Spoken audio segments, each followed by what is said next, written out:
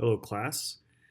Just another review here as you're beginning reading and engaging in some of the lectures and discussions. I wanted to touch on some of the past readings from Module 2 with Dallas Willard and James K.A. Smith's work.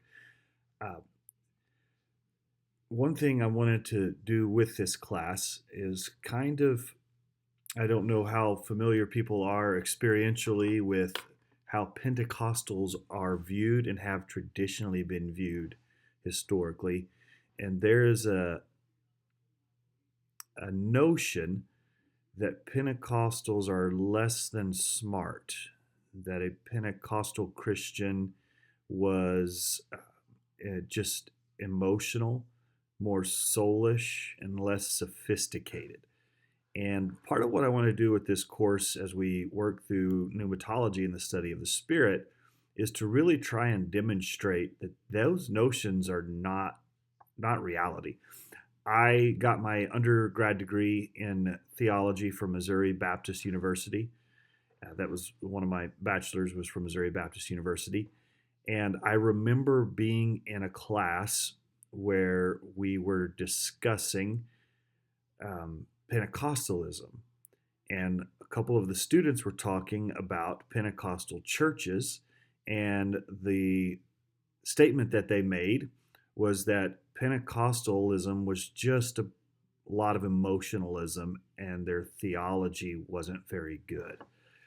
And so that has been a notion that's really lived in Western academic and theological and even church traditions. I've even had casual conversations with people in public at a Rural King of all places looking at chickens.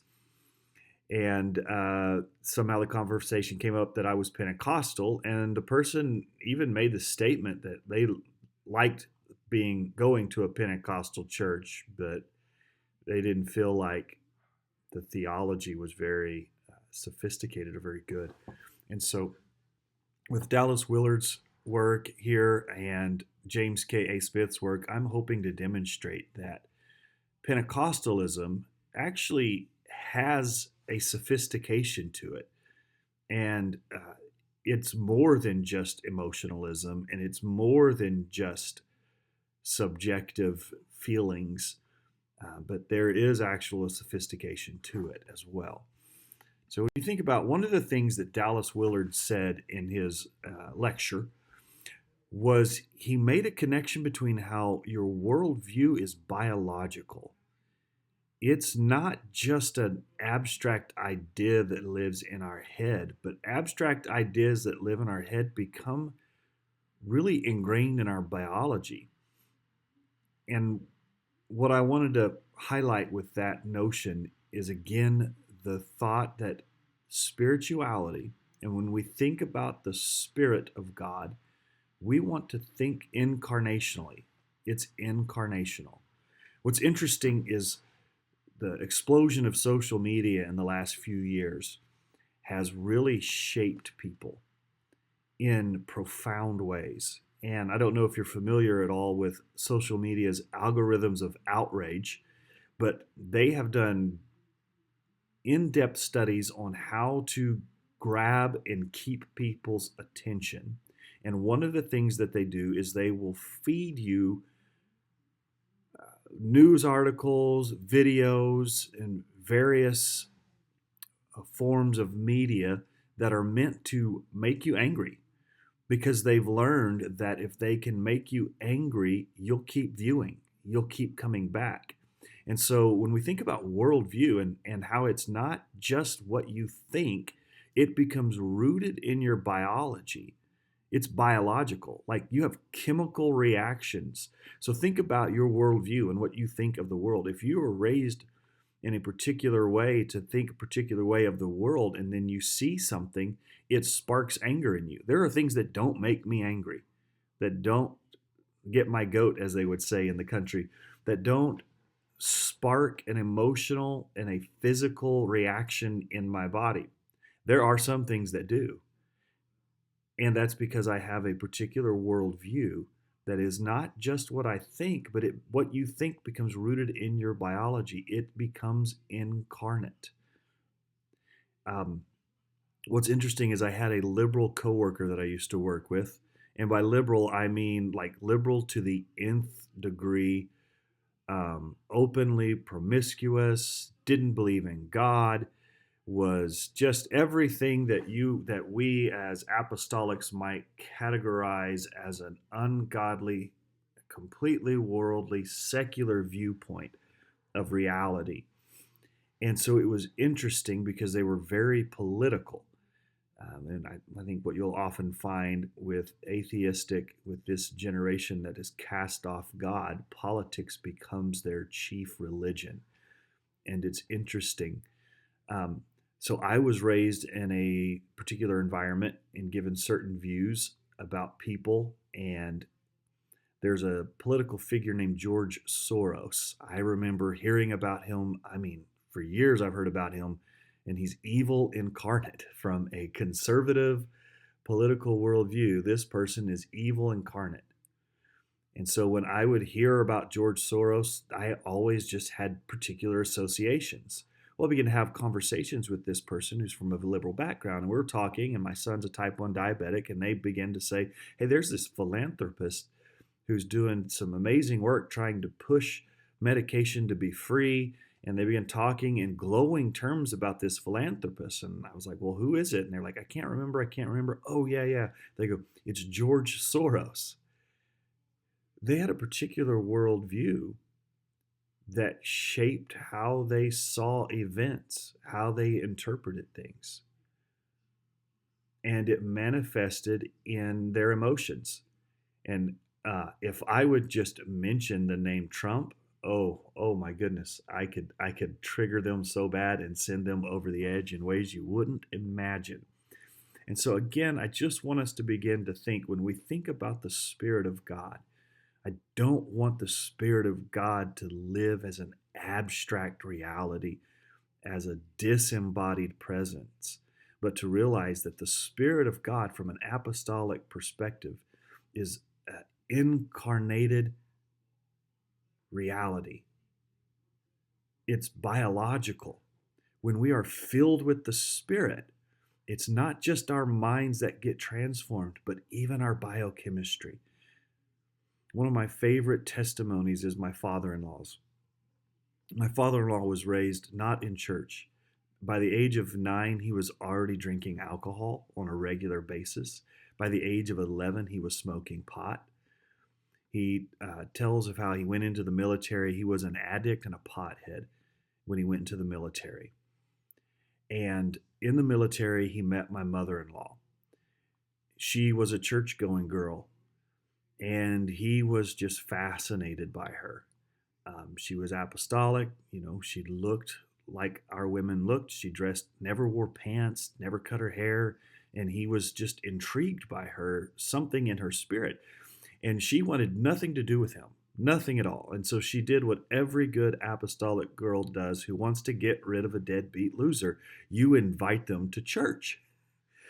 And so she invited him to church, and he was like, sure, I'll go to church. I'll go to church. He comes to church, to an apostolic service, and he walks in, and he is hit by the power of God in such a powerful way. And an altar call goes forward. And he walks to the front of the church. This person who has no church background whatsoever, never had a real in-depth experience with God. He was a pothead and an alcoholic from a family of alcoholics.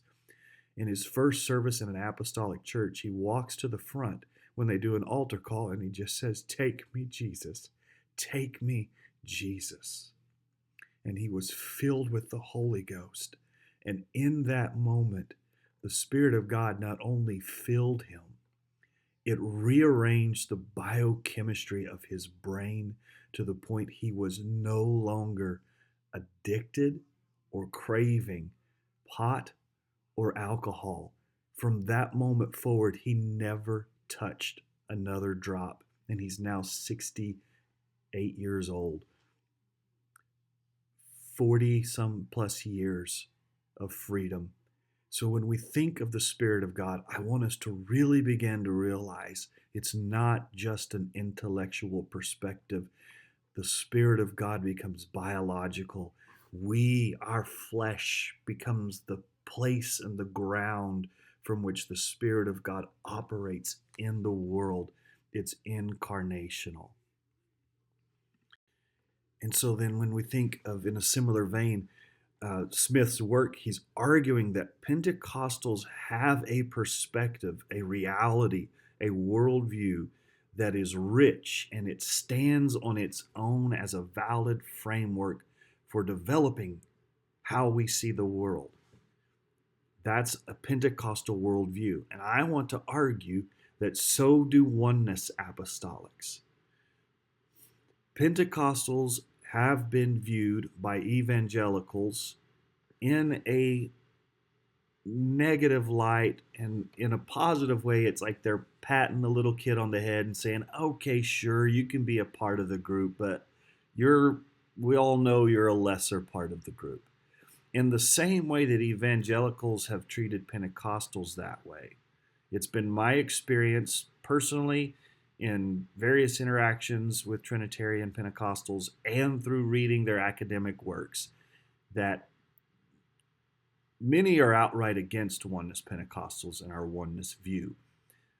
There are some who are open to allowing a oneness perspective to be in the fold, but we are treated by Trinitarian Pentecostals in a very similar vein as the way they are treated by evangelicals, with a little pat on the head like, hey, this is my little brother. He's a Pentecostal. He's got some weird ideas, but maybe he'll come along and develop a more sophisticated perspective of the world. And I want to argue that oneness Pentecostals, that our oneness view of the Godhead, our oneness understanding of the Spirit of God has something deep and rich to add to the conversation, and maybe not just add to the conversation, but redirect the conversation where it should be going and where the scriptures always intended for it to go. The Lord our God, the Lord is one. And I know historically we have been anti-philosophy.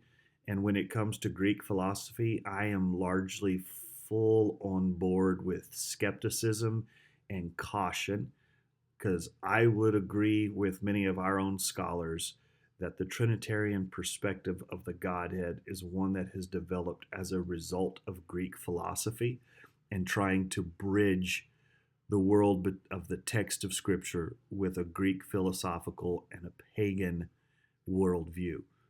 I do not want us to do that. I don't want us to hear the word philosophy and think Greek philosophy. How do we bridge the gap between us and them? That is not what I mean by developing a oneness Pentecostal philosophy.